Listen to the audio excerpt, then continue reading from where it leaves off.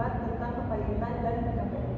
Sebelumnya, perkenalkan, nama saya Jasmine Suraya dengan NPM 23120111258. Nama saya Fatihana Saputra Hendrian dengan NPM 231201145. Saya Sofron Muhammad dengan NPM 231201109. Nama saya Muhammad Faisal Stefan dengan NPM 231201137. Perkenalkan, nama saya Muhammad Rahman dengan NPM 23520111047.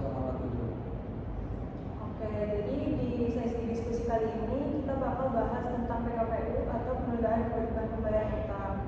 Fokusnya ada 4 poin, yaitu pertama, pengertian PKPU sebagai restrukturasi utang. Kedua, ada konsep utang sebagai syarat permohonan. Ketiga, ada pihak-pihak yang terlibat. Dan terakhir ada tahapan proses PKPU. Langsung saja kita mulai dari pengertian PKPU. Jadi PKPU itu adalah mekanisme hukum yang memberikan kesempatan kepada debitor yang mengalami kesulitan keuangan untuk menunda pembayaran utangnya sementara waktu guna menyusun rencana perdamaian dengan para kreditor. Pengaturan mengenai PKPU terdapat dalam Undang-Undang Nomor 37 Tahun 2004 tentang kepailitan dan PKPU yang menjadi dasar hukum proses restrukturisasi ini di Indonesia. Jadi sebagai bentuk restrukturisasi utang, PKPU berfungsi sebagai sarana untuk menata kembali kewajiban debitor agar dapat dibayar sesuai dengan kemampuan keuangan yang realistis. Debitor diberi perlindungan hukum dari tuntutan pembayaran maupun permohonan filing selama masa penundaan berlangsung. Restrukturisasi melalui PKPU bersifat kolektif karena melibatkan seluruh kreditor dan harus memperoleh persetujuan mayoritas sesuai ketentuan undang-undang. Apabila rencana perdamaian disetujui dan disahkan oleh pengadilan, maka kesepakatan tersebut mengikat semua kreditor, termasuk yang tidak menyetujui. Namun jika rencana tersebut ditolak, debitor berpotensi dinyatakan filing.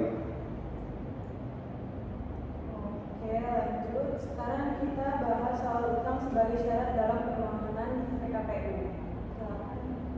Jadi yang dimaksud dengan utang sebagai syarat dalam permohonan PKPU adalah kewajiban debitur yang harus dibayar kepada kreditur, baik yang sudah jatuh tempo maupun yang belum jatuh tempo, yang dapat dinilai dengan uang dan tidak dibayar oleh debitur. Dalam konteks PKPU, utang sebagai syarat utama karena harus ada utang. Debitur memang mempunyai kewajiban pembayaran kepada satu atau lebih kreditur, minimal kepada 2 kreditur atau lebih. Artinya, debitur tidak hanya berutang kepada satu pihak saja. Ada utang yang sudah jatuh tempo dan dapat ditagih. Maksudnya, utang tersebut sudah waktunya dibayar, tetapi belum dilunasi oleh kreditur. Utang dapat dinilai dengan uang. Utang bisa berupa pinjaman uang, tagihan jual beli, utang jasa, atau kewajiban lain yang bisa dihitung secara finansial. Selanjutnya, siapa aja sih pihak yang terlibat langsung dalam proses PKPU?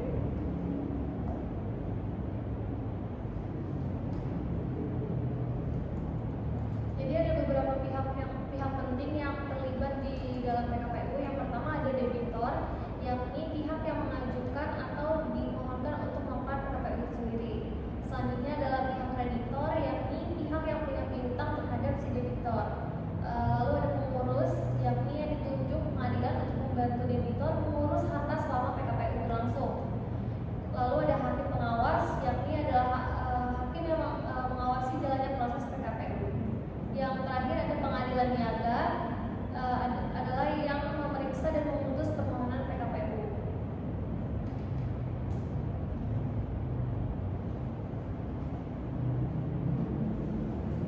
Terakhir kita bahas tentang tahapan PKPU itu gimana sih?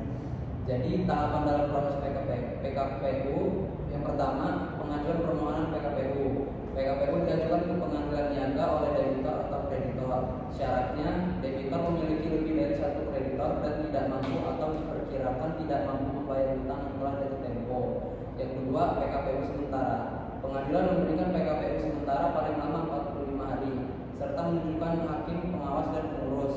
Selama tahap ini, nagihan dan eksekusi utang ditangguhkan. Yang ketiga, rencana perdamaian.